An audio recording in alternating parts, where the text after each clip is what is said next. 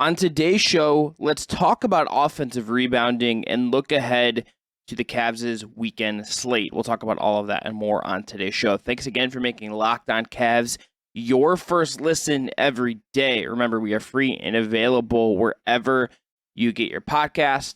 Today's episode is brought to you by BetOnline. BetOnline has you covered this season with more props, odds, and lines than ever before. That's BetOnline. That's where the game starts. You are Locked On Cavs, your daily Cleveland Cavaliers podcast.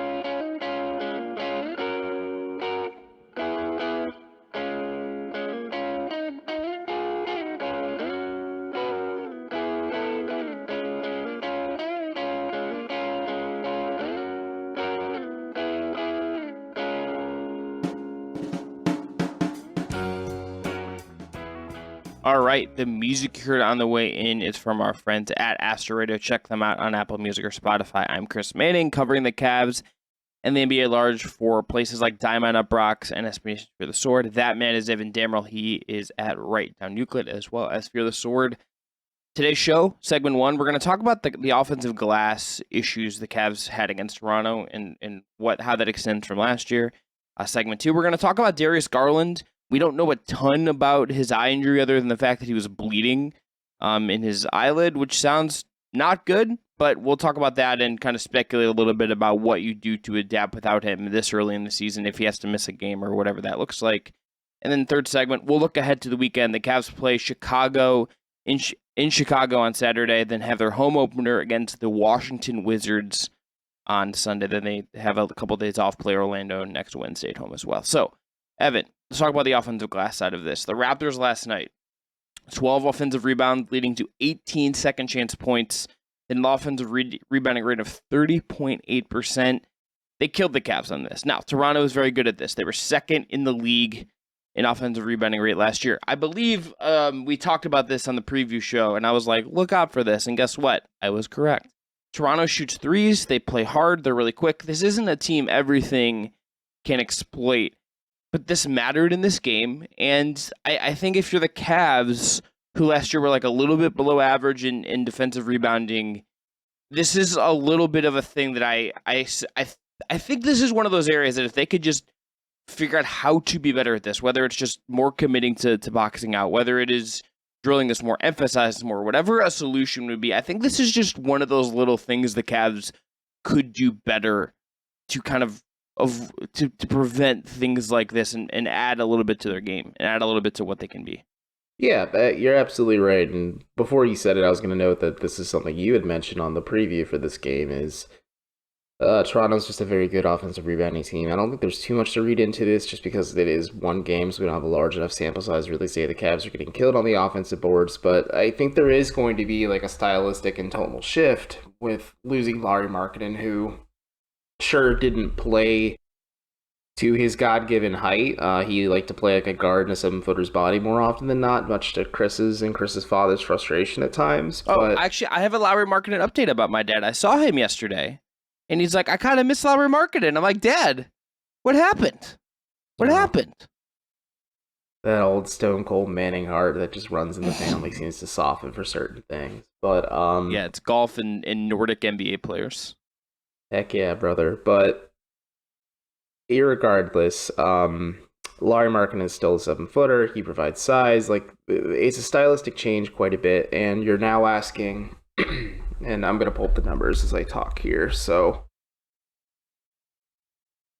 you are now asking Lauri Markkanen, who averaged about, I believe, I'm pulling it up again, like I said. He averaged 5.7 rebounds per game last season, and 4.7 of those were defensive rebounds. Obviously, the other 1 rebound per game was an offensive board. You're now asking Kevin Love, who statistically and historically speaking is an elite rebounder, to pick up the slack. You're asking Dean Wade to do some of it. You're especially asking Evan Mobley and Jarrett Allen to pick up the slack on it. And as we've noted sometimes in the past, and just most recently, like in the preview, I believe that Evan Mobley is sometimes contact adverse. He doesn't like to set screens. Like, he likes to slip screens a lot. He sometimes doesn't like, he boxes out, but he doesn't like hustle and grind for it. Like like a Tristan Thompson would, more or less, where like Tristan Thompson just like had a nose for rebounding the ball. But it's just something the Cavs do need to figure out. And like you said, I don't think there's like a huge area for concern because Toronto's just also very good at getting offensive boards and second chance opportunities. It's just kind of stylistically how they function as a team. But we'll put a pin in this maybe, and let's say like 10, 15, again, there's that number for us, games from now. Like if the Cavs are still getting killed on the offensive glass, maybe that is something worth exploring. Maybe that is where they're like, okay, yeah, we need help on the wing, but maybe we need to bring in like a bigger wing who's like a 3-4 tweener who can provide some of that ability to crash the glass and maybe soak up some of what Larry Markkinen gave us last season, and at least the starting five. I think even like beyond that, like I went back and watched, I think that's right now. So I went back and like watched, just sped through the Raptors offensive rebounding clips, and some of them are just like threes that bounce the wrong way. Like when you shoot longer distance shots, you're going to get variance in where the ball can end up. There's also just times where Pascal Siakam like ends up right behind Jared Allen and just like outworks him to get the offensive rebound. And like that's like a fixable thing to me. And also it's very simple, and it's like maybe a little like boomerish, but it's like you have a 7-footer in Jared Allen, you have a 7-footer in Evan Mobley. Yes, they're getting like, we're in a league where bigs can get stretched out more and play further away from the rim. You have 2 7-footers. I think like you need to be a better defensive rebounding team. And if you're the Cavs, like this is just another way to I think kind of open yourself up to doing things you do well. This is a Cavs team that has a very good defense. I thought, LeVert got kind of brutalized down the stretch, but I thought in the first half, him and Mitchell were pretty engaged and played well enough on defense that you should feel good about that. Off of live rebounds, Evan, the Cavs were scoring like at an offensive rate of 116.7. That's really, really high. That's really, really good. That would be well above what their offense was last year. This is the team that if they can get rebounds and push and play with tempo and avoid these second chance points, they're giving themselves easier offense, and they're going to need that. And again, not every team is going to come in and do what Toronto did here, right? Like some of these teams that you will play next, like this season, are not going to just rebound and offense rebound in the same way. Like the teams that made the finals last year, so you look at Golden State, you look at Boston, like Boston was 11th in this, Golden State was like 17th. Chicago last year is a team that, they were pretty low in offensive rebounding rate last year. Well, now that they have Andre Drummond missing easy shots, that rate's going to go up quite a bit. Yeah, but like they were 28th in it last year, so they're going to go from like 28th to like 25th. Right. So, like, is it as much of a danger like Saturday or no. Washington? Washington last year was 29th. So, like, these next two opponents are were below league average and not good at this last year. So, you're not going to face the same threat in this weekend. This is just one of those things where I come away from the game being like, okay, let's just see if this improves over the course of the year. And it's the little things, ultimately, Evan, that I think, like, make a difference. And if you can, like, be the 5th seed or the 4th seed or survive a playoff series. Like, this is just one of those little things I'm going to be keeping my eye on. Can I make a parallel in terms of Cleveland sports? Yeah. Because it's not an area of concern like you and I have stressed a few times now, but they're facing 2, at least fundamentally bad offensive rebounding teams in Chicago and Washington back-to-back this weekend. It's similar to the Chargers having a very sub-average running game, and then the running game tearing up the Browns. Let's say like the Bulls or the Wizards kind of eat up Cleveland on the offensive glass. Maybe there's like a little bit of area for concern there, but that's kind of be something worth watching. But like you said, it's not really going to be a huge issue, but I think it's just a systemic thing. I think it's an effort thing more than anything, because like you said, it's Pascal Siakam outworking Jared Allen, and like Siakam just kind of outworking Karis LeVert too. So the both of them. But other than that, it's just kind of just keeping an eye on this. But I think the Cavs will be okay. And I think if they can adopt, like you said, a little bit of what Toronto does and just get out on the fast break and just kind of wreck teams in the open court, like that's a good way to get things going. And also a guy like Isaac Okoro, who laid a huge stinker last night against Toronto, like could really help get him going offensively too, because Okoro can be a weapon on the fast break. It's just the Cavs are much more comfortable getting into half-court sets because they have 2 7-footers in their starting lineup, and they prefer to have one of those 2 7-footers in the lineup at any given moment. All right, we're going to be right back after this, dive into the Darius Garland injury and all of that. But first, going to tell everyone about our friends at BetOnline. BetOnline.net is your #1 source for all your pro and college football betting needs and sports info this season. Find all of the latest football developments, game matchup news, and podcasts, including the the upcoming slate of games. BetOnline is also your continued source for your sports wagering information, including live betting, esports, and scores. It's the fastest and easiest way to check in on all your favorite sports and events, including the NBA, MLB, MMA, boxing, and golf. Head to the website today or use your mobile device to learn more about the trends in action. For instance, in the Cavs sphere, Evan Mobley is plus 1,600 to win Defensive Player of the Year. The Cavs over-under, meanwhile, is set at 48 this season. You can bet on UFC 280 this weekend if you're interested in MMA. You look ahead to some of the games. This like they have the Christmas Day slates up already. They'll have odds up for the Cavs weekend games in due time as well. That's BetOnline. That's where the game starts. All right, back here on the Locked On Cavs podcast, I'm Chris Manning. That is Evan Dammarell. Evan, tell the listeners what is up with Darius Garland, what we know, and we'll start there. What is up with Darius Garland after he leaves the game, second quarter, gets poked in the eye? Tell us what's up.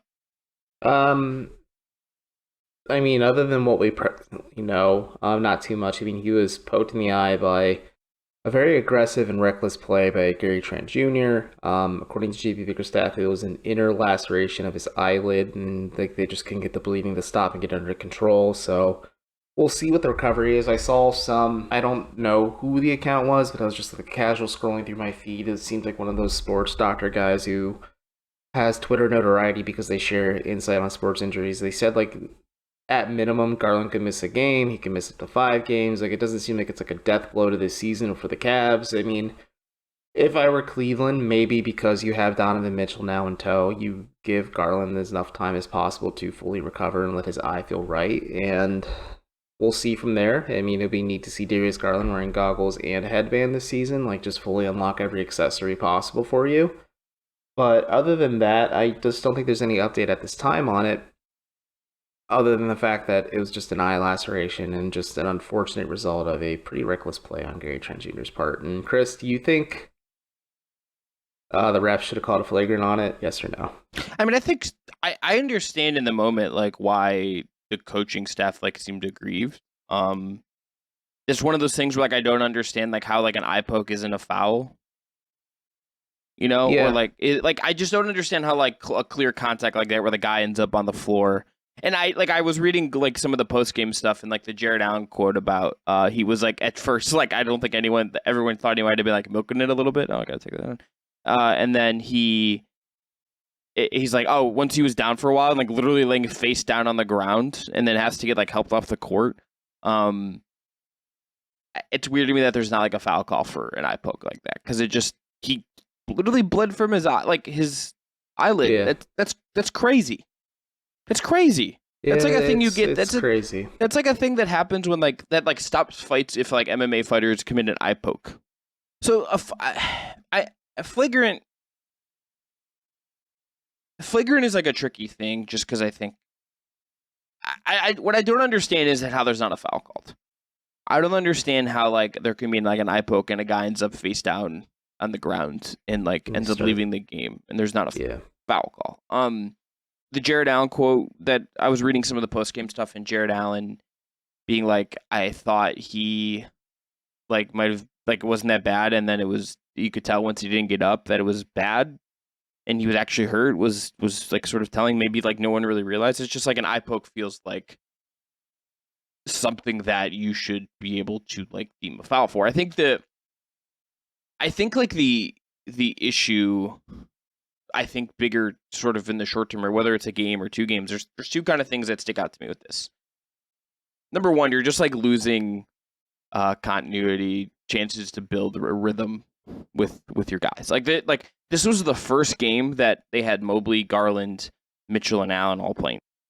Garland plays a half, and he wasn't particularly good in the first half. This ends up having to be a very much a Donovan Mitchell thing. And you saw that just, like, when Mitchell didn't play, / they weren't getting really, really impressive high-end stuff from Jared Allen, the Cavs were pretty bad for stretches of this game.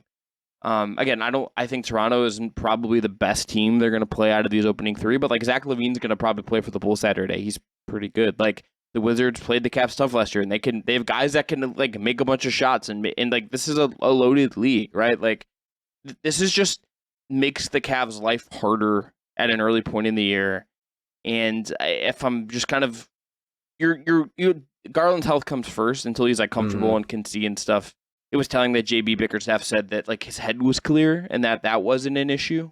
So like he's like, this isn't a concussion. This is just like his eyelid was bleeding. I think there is just there's reason to just be annoyed about the foul and that play, and also just like let's see how the Cavs adapt to this without Garland. Yeah, I think that's the biggest thing for me is how they're going to adapt. And I think if I were Cleveland, eye injuries are tricky, just based on my limited experience in, old medical engineering college. It just depends on how you're feeling. It's more so a comfort level thing at that point. Like, can you see properly? Does your eye feel okay when you blink and everything? Like, there's going to be a lot of tests. You're very thankful that the Cavs, at least for their sake, that it wasn't a scratched cornea or anything much more serious, or like that required like surgery or just anything more hardcore than that. And jokes aside, I mean, it'd be cool to see him come out with like the Viserys Targaryen mask and just completely just gold mask matching the black and gold trim. Let's just like hope it's also not like his appendages have fallen off in the 20 years he's been slowly turning I was gonna say the Cavs could feed him some milk of the poppy if he wants to play on just Saturday. Give Darius Garland some leeches, like that's seemingly how you solve Darius, medical problems. They just stick his face in a thing of leeches, like they stick. If you watch the show, it's a gross scene, but like you said, if the Cavs didn't have Donovan Mitchell, they'd be in a lot more trouble right now. You saw it first and foremost against Toronto, like whenever Mitchell sat, like if it wasn't for Jared Allen, the Cavs would have kind of created a lot harder just because they don't really have guys on this team other than Darius Garland and Donovan Mitchell who can create shots for not just themselves, but for others on the floor as well. Because, yeah, there's Halu Neto, yeah, there's Karis LeVert, but they can't really bring it at the level that Darius or Donovan can. And I think the Cavs are just going to have to lean heavily on Donovan Mitchell for probably Saturday's game, possibly Sunday's game, maybe even the following game. I believe they play the Magic after that. So there's a little bit of a pocket and a cushion where the Cavs kind of play some not so great teams after they get through Chicago and Toronto. Those teams they're kind of in the thick of it with for the playoff/play-in spot. And maybe they get that little added luxury to rest Darius and plus like having a little bit of time off. Like they have 2 days off before they play again on Saturday and Sunday. And then I think they have a couple days off after that as well. So we'll see how this goes. The Cavs are historically an organization when it comes to player injuries to handle this with kid gloves. They do right by the player, make sure they're 100% healthy and right before they send them back out there. They don't rush them back onto the floor. And again, having Donovan Mitchell, I think, softens the blow a little bit. And the silver lining of this Darius Garland injury is now Mitchell and Mobley have a lot of opportunities to get comfortable with each other on the floor and kind of mitigate that concern JB Bickerstaff had with the offensive side of the ball with those two. The other thing I would look out for is let's see how Raul Neto did not play in the first half, plays in the second half. Does he get turned to? One of the things you saw with him was that like he struggled a little bit against a team that had bigger guys that kind of bullied him. On the Toronto side of it, I think like that this is where like Ricky Rubio would obviously be a better option. Just he's obviously coming off an ACL injury. You don't have him right now, so you have Neto. How much does he play? How do they trust him? Does Jetty Osman start again? There's like little things. If Garland misses some time, we'll see how they like. I would suspect that Osman kind of makes to me, Evan, the most sense just to start, just because like the shooting and like Mitchell can play point, but Neto would probably need to play, and you'd have to kind of. I would curious to see how we feel about that. He clearly makes sense in certain contexts, but you have how does it do against like the Bulls who have at least some guys that could attack him and stuff like that will be kind of interesting to watch if Garland can't play Saturday or we'll see if he can play Sunday either. Yeah, we'll just have to see how it goes. More so concerned with how the Cavs handle Chicago's point of attack and DeMar DeRozan at this point, or even Zach LaVine if Zach LaVine's healthy and right, or if you shift things to Washington, Kyle Kuzma and Bradley Beal, especially Bradley Beal, just because there are some interesting things with both these upcoming opponents when it comes to just their overall perimeter attack, and the Cavs just kind of getting exposed down the stretch with Karis LeVert not really being a stopper like many people thought he could have been for them. Yes. I mean, I think he can. I think he can be. Defense is an effort. It's just, I just think... It's offensively, he makes sense. Defensively, it's a little dicier. I agree, and I just think the tank is a little tapped out if you're expecting him to suddenly refine his defensive capabilities after like it not really being a thing since he's left Brooklyn. Yes. All right. After the break, we are going to dive into the weekend slate of games, Chicago and Washington on the docket for Cleveland. We'll talk about those after this. But also want to tell you to make your second listen today, Game to Game NBA. Every moment, every top performance, every result. Locked On Game to Game covers every game from across the NBA with local analysis and only Locked On can deliver. Follow Game to Game on Locked On NBA. It's available on the Odyssey app, YouTube, or wherever you get your podcasts. All right, last segment, weekend look ahead. I'm Chris Manning. That's Evan Dammarell. Evan, let's start Saturday. Let's go chronologically. Zach LaVine, who said he was healthy and then they were resting with some left knee issues, seems like he would play on Saturday, and so that will matter to that one. We'll see. Like, that's an obvious thing. The other thing is that it's also one of these other early regular season games because of how good the East is. That if you're the Cavs, would be nice to win. That you lose to Toronto, that's a team you're going to be competing with.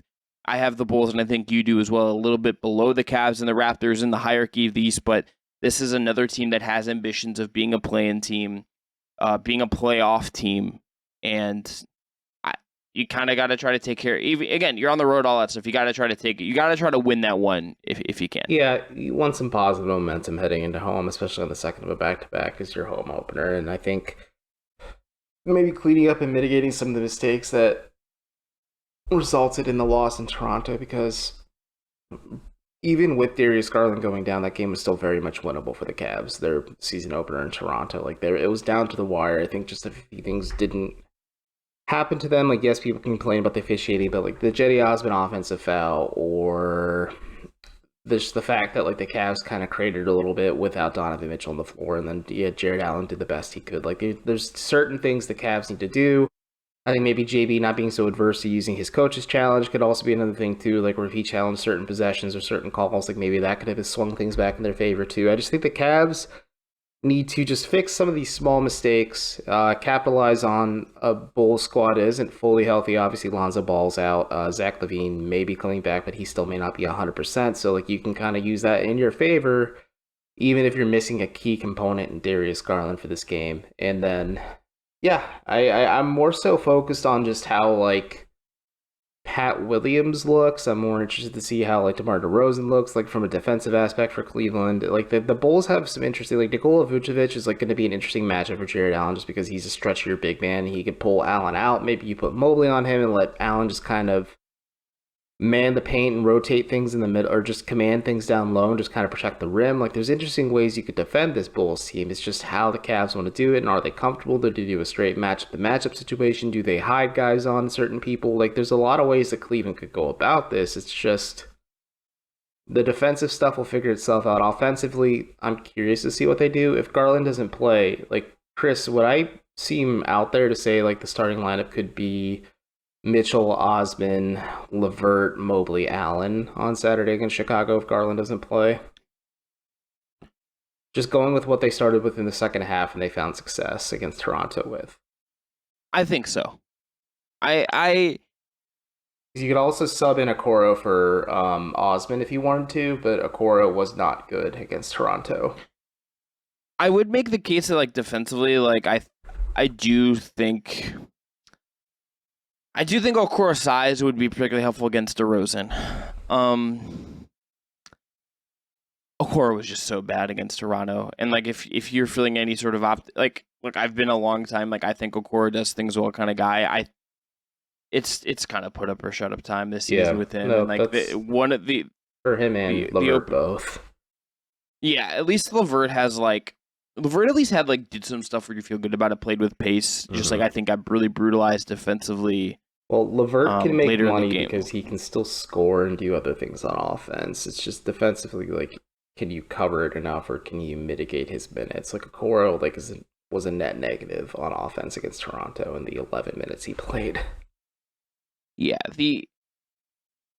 Okoro just had such a bad opening night that I'm curious. If you were to tell me who's the guy I'm most enticed to see this weekend, like, I might just say him just because, like, he played 2 minutes in the second half and he was so bad. Mm-hmm. And just, I'm curious how Bickerstaff handles that and how he approaches that. Like, yeah, it's going to be awesome to see Mitchell in front of a full regular season crowd on Sunday. I think that's going to be a really cool environment. Garland being back, we'll see what he looks like. That's obviously an important thing too, but there's no one that kind of left a worse impression on opening night than Okoro, and this weekend will either continue that or not, and it's absolutely worth kind of watching here. Yeah, I absolutely agree, and like you said, it's put up or shut up time if you're Isaac Okoro, at least with the Cavs. I think if he still continues to struggle offensively, let's say 30 games into the season, and we're getting closer to the All-Star breakish time at this point, like the Cavs could say, like, okay, Isaac just isn't working for us. Like, we don't have the runway or the bandwidth to let him develop and grow and learn from his mistakes. Like, he could be a valuable trade chip. Ditto for LeVert, but I think because there's going to be a team who's intrigued with Okoro's upside and maybe has like the wherewithal and the time to let him just kind of grow and learn from his mistakes. But either way, I just think against Chicago, yes, Okoro makes sense to handle not just DeRozan, but LaVine as well. And I don't want to watch Caris LeVert get shredded by kind of a bigger wing, because traditionally speaking, Caris LeVert's a 2-guard being asked to play the 3. And so there's a little bit of stylistic difference at times there, but maybe you see that. Maybe you see a little bit of burn from Lamar Stevens with the rotation having to be expanded a little bit. Maybe you do see some Hollow Neto minutes against Chicago. Like, there's a lot of variables at play, and it'll certainly be interesting. But I just think more than anything, you need to... I don't want to say this is a must-win game for Cleveland, but they do need to win this one if they want to have some, like, positive momentum coming with them into Cleveland on Sunday, because that was a frustrating loss, to say the least, against Toronto on Wednesday. If you have another tough loss to Chicago on Saturday, like, you're going to get up. You're a professional athlete. Like, you're going to be ready to go on Sunday against Washington. But, like, it's going to be harder to feel confident on the floor if you don't have some good waves to kind of ride into town on. Yeah, Sunday will be interesting as well. The Wizards ran out an initial starting 5 of Monty Morris, Bradley Beal, Denny Avdija, Kyle Kuzma, Porzingis. Avdija leaves this game. Their 114-107 win over the Pacers on opening night for them with an ankle sprain. TBD on what that means for him on Sunday. Maybe that means Rui Hachimura starts, or maybe they go Will Barton. There's some interesting ways that Cleveland could defend. And kind of use Evan Mobley in an off-ball role in some ways and kind of muck things up, or maybe he just kind of defends Kuzma. I think he did a little bit of that last year. But look, the Cavs on paper better than the Wizards. That's another one of those games I think you'd like to win early in the season. You play Boston. Like, I think they play Boston next week. You're gonna get some game. I don't think it's in Cleveland. Oh, they play Boston on November 2nd in Cleveland because it got bumped to ESPN. Yeah, they play Boston in Boston next Friday. This opening slate of games, Evan, it started with the Raptors loss. Then you get Chicago, Washington, Orlando, Boston, the Knicks, Boston again. That's like a very East-heavy teams that have, I think, at least hopes to different degrees this season. Like, they don't play like a truly tanking team until maybe like the Hornets on the 18th and maybe the 6th, depending on what you think about the real Lakers of Los Angeles and where they're headed. But like, they are just these games just are going to matter. Like, one of the byproducts of the East being good and competitive is that, like, I think a lot of these regular season games have weight. They're not going to have the same weight, obviously, as like a playoff game or a late regular season game when we have a clear picture of what the standings are and what's really at stake. But like, these things are going to matter as far as seeding goes, as far as maximizing your season goes, and how the Cavs kind of win here or don't win here.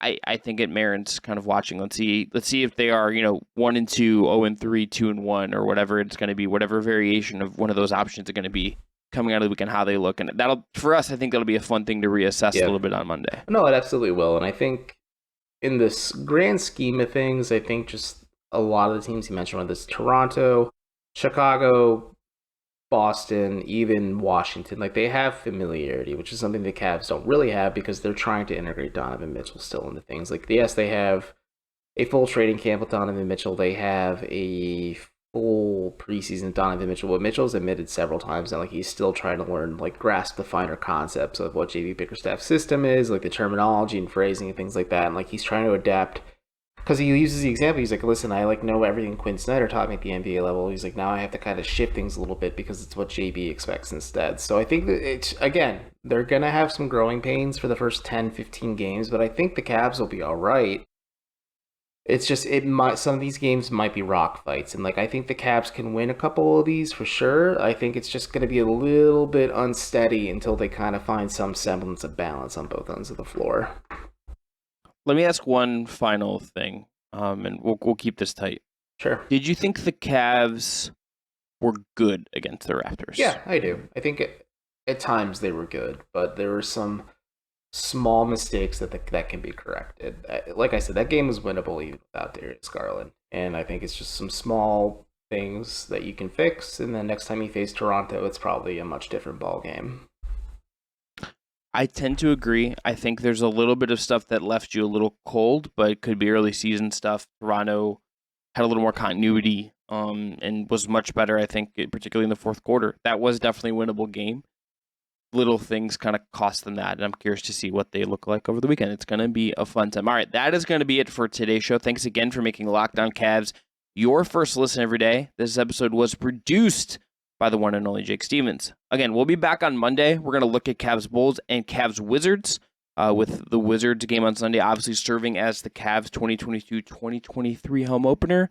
Should be a fun night. We'll hope you're back with us on Monday when we kind of break it down and kind of take stock of where the Cavs are at. If there is any Darius Garland news of any kind, maybe we'll do a quick Instagram reel / a TikTok or some kind of video on our YouTube. Just check that out if there's anything notable we have to hit. Likely not going to be the case, but if something does drastically happen and we need some quick hitting stuff, we'll throw that up in a short form sort of look.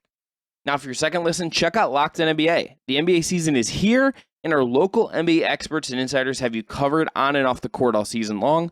All of the biggest stories around the NBA every Monday through Friday in less than 30 minutes. It's available on YouTube, Odyssey, and wherever you get your podcasts. And again, I would be remiss not to remind you about all of the great Cleveland-focused shows from Locked On. You have us. We're all right. Locked On Guardians with Jeff Ellis. I was listening to that before Evan and I started. Locked On Browns with Garrett Bush and Jeff Lloyd, and the Ultimate Cleveland Sports Show. Go check all of those out if you haven't already. Again, have a great weekend. We'll talk to y'all on Monday for more Cavs basketball breakdowns.